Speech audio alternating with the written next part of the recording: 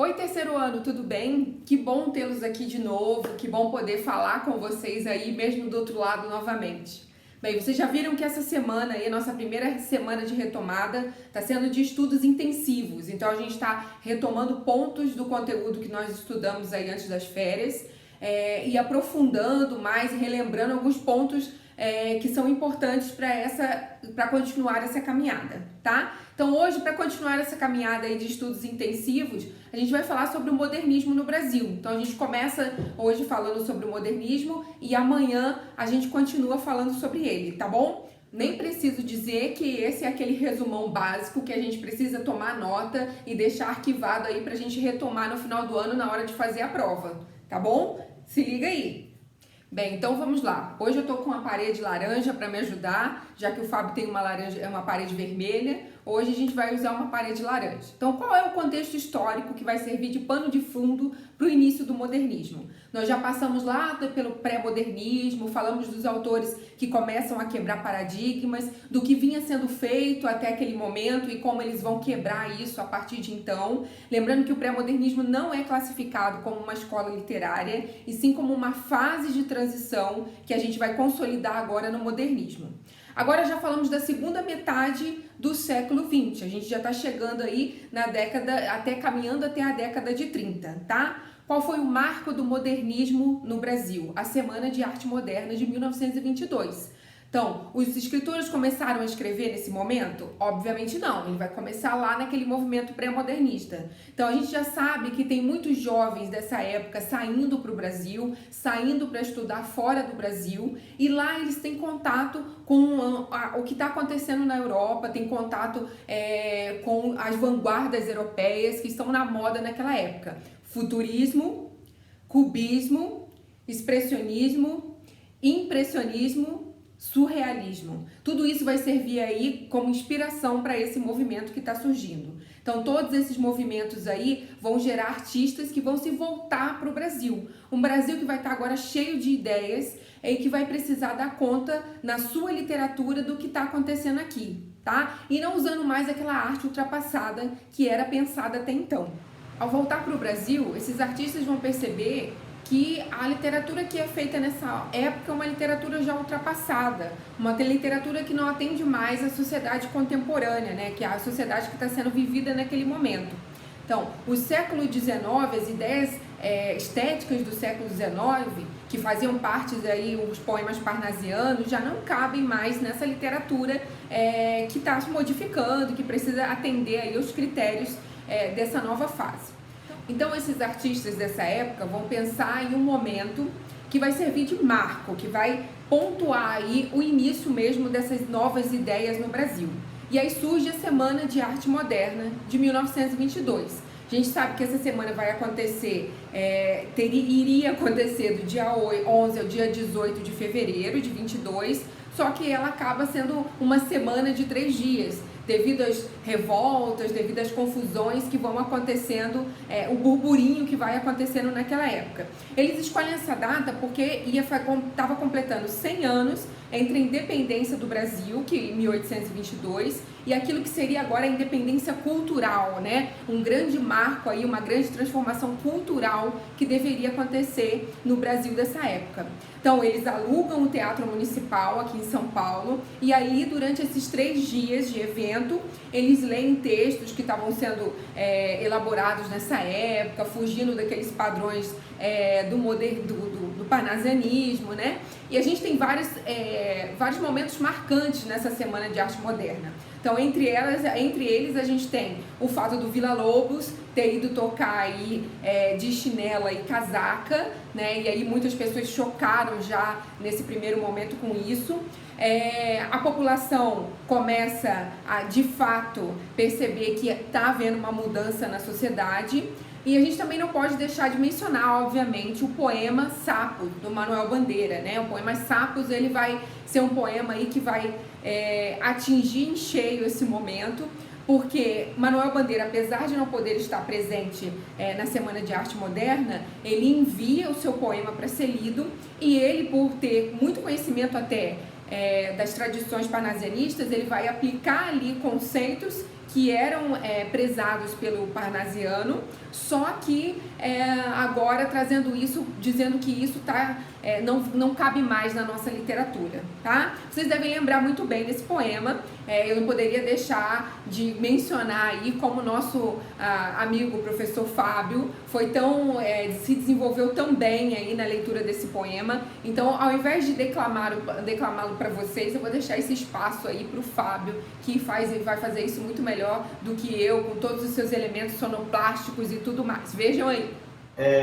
O lado estético aqui é importante porque ele é uma forma de fazer exatamente a banalização das regras de criação poética. Mas vamos lá, o que ele está falando? Ele está falando que quando chega a noite, os sapos enfunam os papos.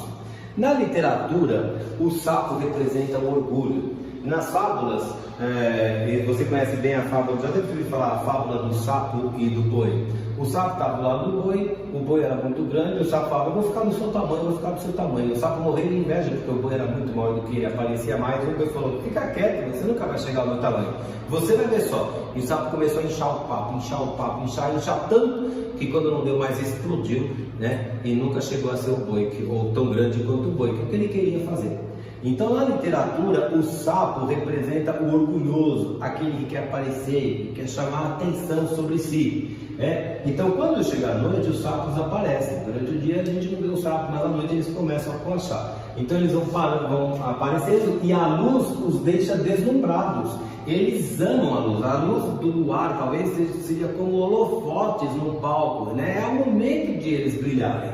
E aí então os sapos começam a se manifestar, né? Vira o sapo boi falando, meu pai foi pra guerra, e os outros respondem, oi do boi, oi do boi, oi do boi, oi do boi. E aí então aqui ele está representando os sapos coachando, né? Excepcional, não é? Eu vou deixar aqui, ó, o link dessa aula completa, caso você queira dar uma olhadinha lá e assistir o que aconteceu aí completo nesse dia, tá bom?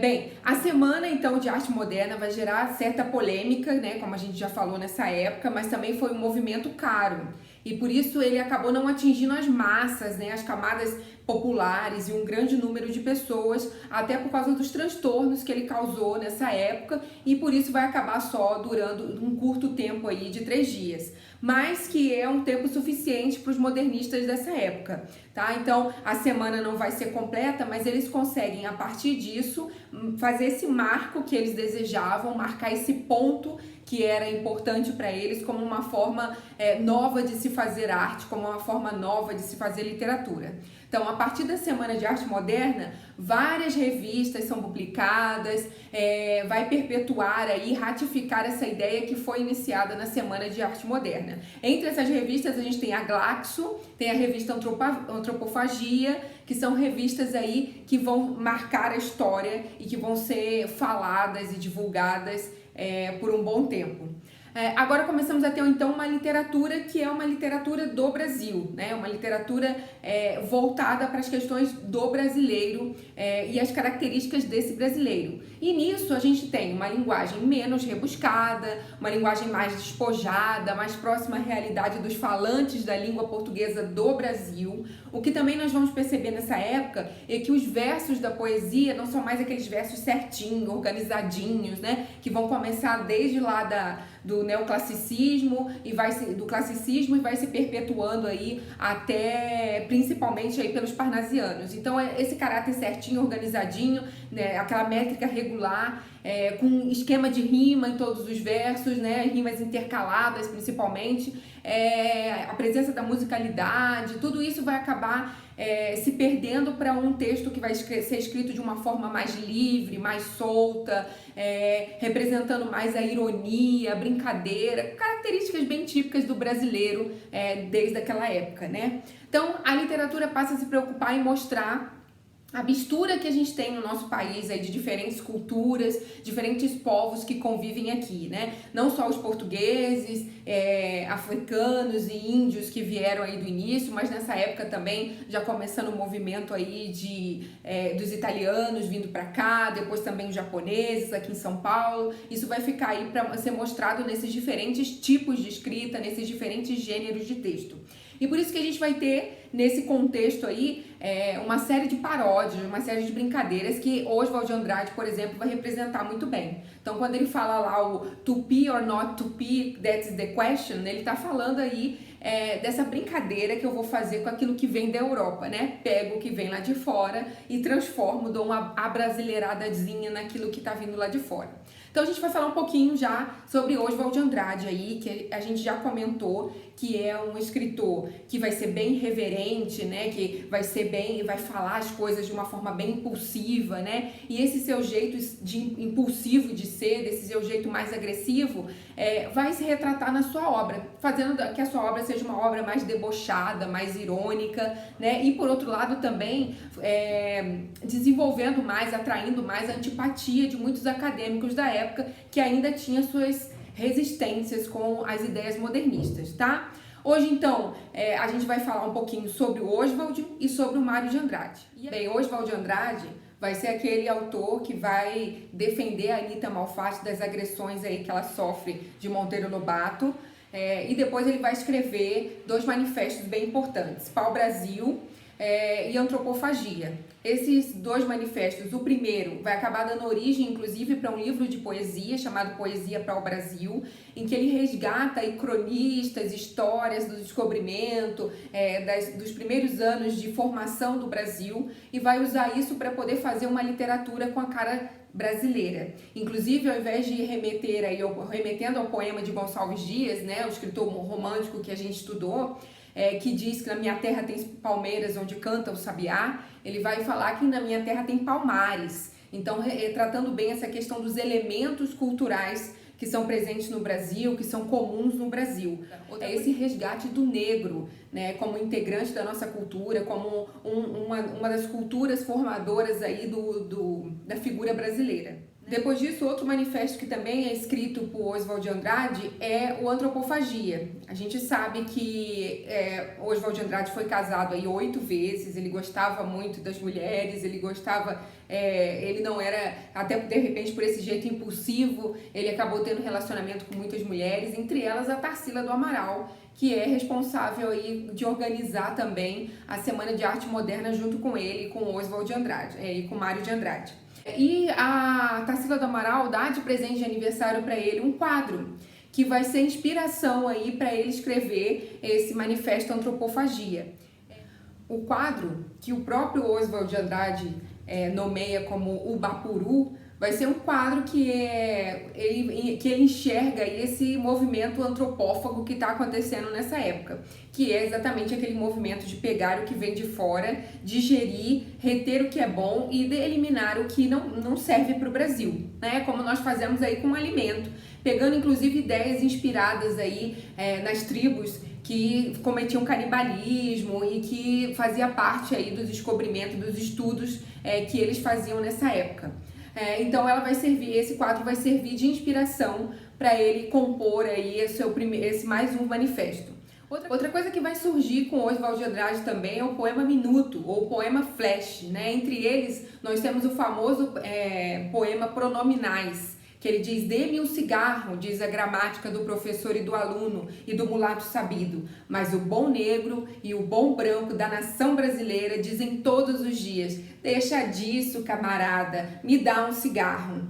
Né? Então, com esses poemas bem curtos, com esses poemas que falam muito da oralidade brasileira e do jeito de ser brasileiro, ele vai propagar aí muito dos seus poemas, tá? Além de Oswald de Andrade, nós vimos também aí nesse início o papel de Mário de Andrade nessa formação do nosso modernismo brasileiro. Então, a gente já sabe que o Mário de Andrade é aquele que vai dar mais um equilíbrio nesse início desse movimento. Ele vem de uma família humilde, era um homem, apesar de muito culto, ter nascido numa família pobre, e ele vai ter sempre essa inclinação para as artes, para a música, para a literatura, e vai ser uma pessoa muito centrada, né? Junto com Oswald de Tarsila, Anita e com Menotti Del Pitta, ele vai formar aí o grupo dos 5, que é o grupo responsável aí por disseminar pelo Brasil as ideias modernistas. Então, Mário de Andrade tem um prazer muito grande pela escrita, e ele logo publica aí um romance, um dos seus primeiros, O Amar, Verbo Intransitivo, que a gente já comentou sobre ele. que vai fazer uma crítica aí à sociedade burguesa dessa época, inclusive aí a iniciação sexual de um jovem que acontece aí por meio de uma governanta. Outra coisa que a gente pode falar então de Mário de Andrade é que ele tem essa vertente urbana, em que ele vai trazer as vantagens e as características de São Paulo, e essa vertente que ele vai trazer do folclore brasileiro, né? Nessa característica aí mais urbana, a gente vai ter aí, entre outros livros, o Pauliceia Desvarada, em que ele vai mostrar aí como que a cidade de São Paulo está crescendo e como ela é importante para ser olhada pelos brasileiros dessa época. Apesar dele colocar São Paulo em foco, a gente tem uma crítica muito grande à burguesia, à sociedade que está sendo formada nessa época. Então é bem importante a gente deixar isso diferenciado quando a gente fala dessa vertente urbana de Mário de Andrade. Na vertente folclórica, ele vai pegar todo o conhecimento que ele adquiriu aí com os estudos, né, como folclorista, da cultura indígena, da cultura africana, né, e vai colocar isso exposto no seu trabalho, exposto nos seus poemas. Dessa época, a gente destaca bem o livro Macunaíma, que é um livro que ele vai escrever falando sobre essa cultura indígena e sobre a característica desse herói sem caráter, tá? Mas isso eu vou deixar para o meu amigo Fábio falar para vocês amanhã, tá bom?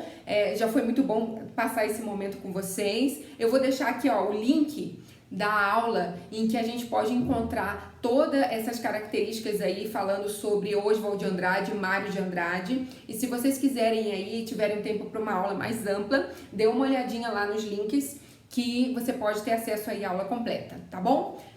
Um grande beijo, bom vê-los novamente, Semana que vem a gente tá junto de novo, tá? Tchau!